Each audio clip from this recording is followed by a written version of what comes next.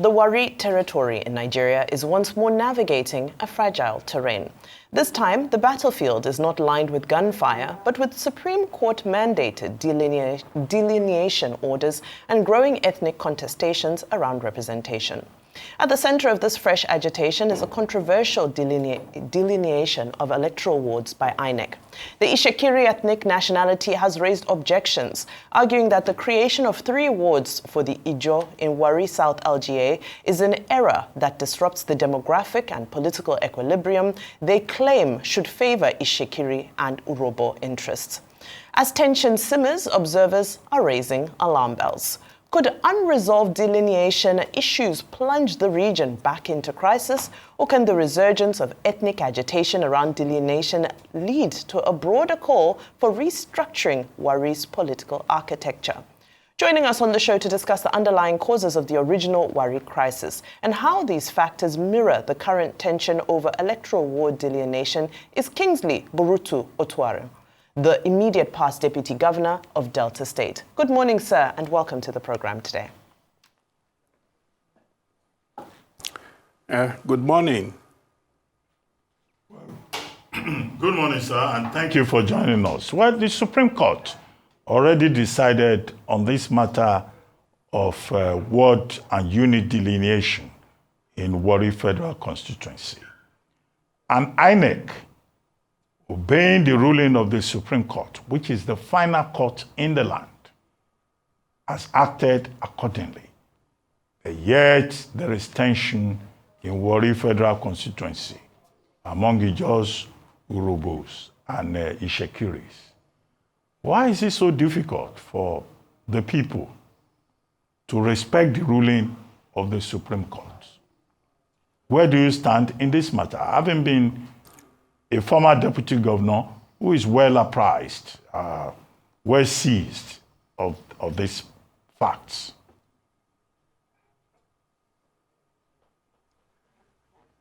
Yeah, good morning once again, Dr. Abati and your team members. Time being of the essence in this program, let's quickly dive into the matter. The Warri crisis has a very, very complex history. And the complexity of the history has brought it to a sharp focus once again following the Supreme Court judgment ordering INEC to do away with the old ward arrangement and delineate fresh electoral wards in Warri Federal constituency. I trained in conflict resolution and peace building. And as a fellow of the Institute of Peace Practice and Studies, I duly understand that the root causes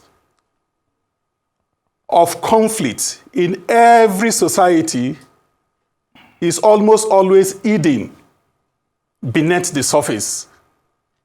It is wrapped up in a lot of complicity. Now, it is only when you have a perfect understanding of the root cause or causes of conflict, it is then you can deal with the issues as it were.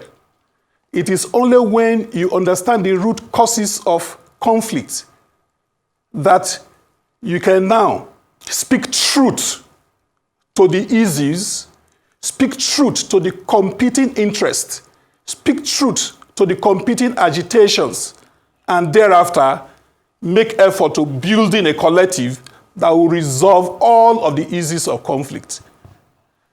Very quickly, the Warri crisis, like I've said, has a very complex history, and the history is this. With profound respect to the Itsekiri establishment, they have said over and over, and they have bequeathed this narrative to the young ones, that the landmass, which is approximately 1,520 square miles, which now constitute the Warri North, the Warri South, and the Warri Southwest local government area, is coterminous with Itsekiri Homeland under the overlordship concept of the Olu, to the exclusion of the Ijaws and the Urhobos, who are considered as settlers and customary tenants. This is the root cause of the Warri crisis. And a further extrapolation of this concept provides to the effect that any political arrangement or any democratic arrangement that does not allow the Itsekiri nationality to have political or democratic dominance over and above the Ijaws and the Itsekiris, according to them, is a fool's paradise and must not see the light of the day. This is the crux of the matter. Once again, that the 1,500 square miles which constitutes these three local governments is coterminous with their homeland. Every other ethnic nation, including the Ijaws and the Urhobos, are settlers and customary tenants. Okay. And that every democratic arrangement, every political arrangement that does not allow the Itsekiri ethnic nationality to have political dominance over and above the other natives is a fool's paradise and must be fought down. Okay. So mark this. This is the root cause of the Warri problem. Now, okay. I've had a lot of contention. Okay, so I've heard your foundational submission around this issue, but the concerns are around ethnicizing electoral wards and, in essence, deepening ethnic animosity during times of election, in introducing ethnic animosity into governance. Is this what is the value in this? In a time where we should be respectful and just de-ethnicizing issues of governance, we understand from the historical and traditional antecedent. But when it comes to issues of governance, what's the value of this? Now, please, let me, because I have said that we need to actually understand the perspectives. Because if we do not have the perspectives, we will not be able to speak truth to the issues. And if we are not able to speak truth to the issues, then we will not be able to aggregate the competing interests and agitations that have characterized the crisis. Now, let me explain. The provisions of Section 49, Section 72, and Section 75 of the 1999 Constitution, as amended, the drafters of that Constitution, in their contemplations, have said that electoral ward delineation, for it to be credible, it must have recourse to the population. In fact, the combined interpretation of these three sections I have just highlighted provides that as Nigerians, we have the right to fair democratic representation. And to have or to achieve fair democratic representation, you must have fair and credible ward delineation. And to achieve fair and credible ward delineation, you must have recourse to the population of that particular area. In fact, just like in FCT, if you have, assuming 6 local councils, what the framers of our constitution contemplated is that assuming you have relatively equal population amongst these 6 local councils, and you are to have 3 senators in these 6 councils, what they are saying is to the effect that it will be wrong or it will be a flagrant abuse of the spirit and letter of the Constitution if you lump 4 of the councils to producing one senator and the two remaining local councils producing one. Okay. You know, what they contemplated is on the effect that, yes, if you're having 6, maybe 2 producing one senator, another 2 producing one senator, another 2 producing one senator. Okay. In that case, you would be able to have what they term as a fair democratic representation. Okay. And this can only be achieved through a fair and credible electoral ward delineation, having recourse to the population. Now, let me explain, please. These matters are very complex. Let me explain. In the population, the 1991 population, as projected in 2001, provided that Otuaro, for example, which is Ward 3, in Warri Southwest local government area, has a population of about 3,200 persons as at that time. And you have an Itsekiri community they call Orere, by the same population, have 1,100 people. But you find out that the latter has about 46 polling units.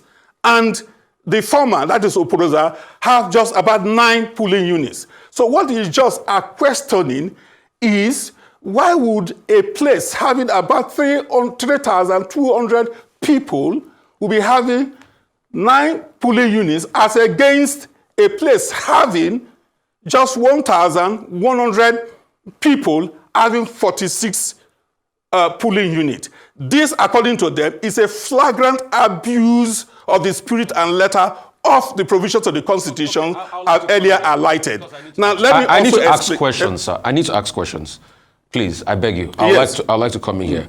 The Itsekiri people also are arguing that Warri North, for instance, Itsekiri has 75,000 registered voters, but receive 8 wards, while the Ijaws have 35,000 voters, but got 10 wards. But there's something you said that I want to correct, and we state facts here, like I like to say empirical facts. You said, and I quote, that they told the Itsekiri people that they own Warri. They didn't tell them. It is a fact that they own Warri. And I'll refer you to a court case, Supreme Court 309, for Magbemi and Dare case, where it affirmed the Itsekiri title to the land in Warri.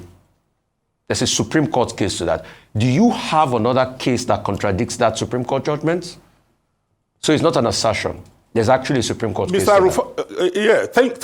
you. Mr. Rufai, please, like I said, time is of the essence in this program, so you just better listen and get these issues in perspective, because this is important. Otherwise, we would not be able to form a collective to deal with the peace and security issues that are characterizing, that are resulting from this tension. Now, let me answer you straightly. There have been cases in Warri federal constituencies where the Urhobos, in Warri South proper, where you're making mention of, the Urhobos have a Supreme Court judgment, and this is not a legal platform, but get the issues clearly. Now, INEC in 1998 and 1999, in their report of activities, you know, it is conventionally required that at the end of every election cycle, they bring out what they call report of the activities. It is like a scorecard, a performance matrix of that which they have done. In that report, INEC said in page 34, I wish that INEC should go back to their own very report, that there are 31 wards cutting across a larger local government in Ondo State, Takun local government in Taraba State, Toto local government in Nasarawa State, Warri Southwest local government in Delta State, where there exist fraudulent and unacceptable electoral abnormalities. This is what INEC says. And all that the Ijaws and the Urhobos, and of course this is replete in all of the 3 local government councils, all that the Ijaws and the Urhobos are saying is, if you have owned up, if you have acknowledged that what is existing is an abnormality, then go and effect a correction of that which we have considered as an abnormality. This, of course, is the root cause, one of the root cause of the problem. This, of course, is the root cause of the problem. It is this, suffice it to say, that made some to go to court. And the Supreme Court gave a judgment to the effect that, yes, what is existing thereto is an aberration, is an abnormality. Go and do a fresh delineation of electoral wards. This is the Warri Federal Constituency. As for the cases you are making mention of, the Okumangba family had a judgment. 1976. The Okumangba family in Warri South proper had a judgment entitling them as owners of Warri. There are plethora of cases. There are some that are even sub judice now that we cannot go into. But the point we are making mention of is there is a false contraption of that concept I had earlier mentioned, that the 1,520 square miles of land constituting these three local governments is conterminous with the Itsekiri Homeland. That is a false contraption. Okay. And lo and behold, they are now extrapolating that any political or democratic arrangement that does not give them a majority or does not allow them to be a majority, that would be a fool's paradise. So you need to understand this. You need to understand this perspective. Until you understand this perspective, we will not make any inroad in addressing these unfortunate issues that have been resurgent in Warri Federal Territory. Okay, sir. Very good. In law of real property with regard to community lands in Warri, the locus classicus is D.O. Odundun versus Okumagba, 1976. Yes, you are right. This issue is complex, it's ancestral. There are other cases and all of that. But the latest with regard to this Warri Federal Constituency is what has been determined by the Supreme Court. Our major issue here is, how do we ensure peace in Warri? The last time there was a blowout in Warri, the consequences were so far-reaching. What are your suggestions for peace? The Itsekiris are saying that the ruling of the Supreme Court in the latest matter has been misinterpreted and misapplied. What do you suggest as a statesman from that area as the way forward? Solutions for peace to reign? Yeah. In fact, you're talking about the phenomenon of peace is not in a distant future at all. But we must have the courage to be able to speak truth to the issues. And until we are able to speak truth to the issues, of course, we'll just be playing with the issues. Warri crisis identified a lot of efforts. You will recall that Justice Anema Agu, a retired Supreme Judge, was the chairman of a commission to deal with these issues in 1993 to no avail. Justice Ahansa Udoko in 1997 dealt with these issues to no avail. President Obasanjo appointed General T.Y. Danjuma to deal with these issues in 2003 to no avail. Professor Chike Edozen, the late Asagba of Asaba, in his committee, Delta State Elders Committee, dealt with these issues to no avail. Governor Boris initiated roadmap to peace, dealt with these issues to no avail. Why?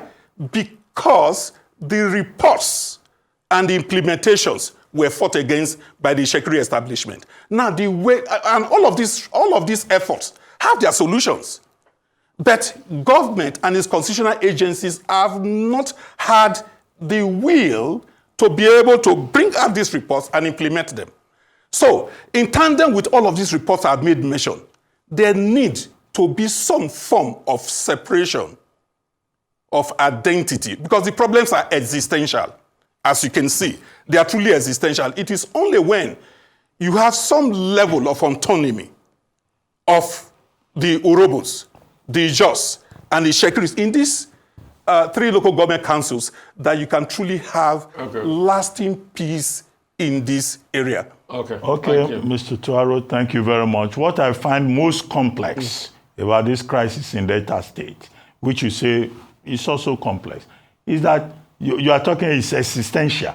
But when it comes to bedroom matters, there is no quarrel there. People who are Itsekiris, they have Urhobo mothers. People who are Urhobos, they have Ijaw fathers. People who are Itsekiri, they have linkages with Itsekiri and Urhobo. But when it comes to land matters, people will take positions and all of you will be fighting. It's just political. I think the elders of that community should come together and allow peace to reign. We want peace in Warri.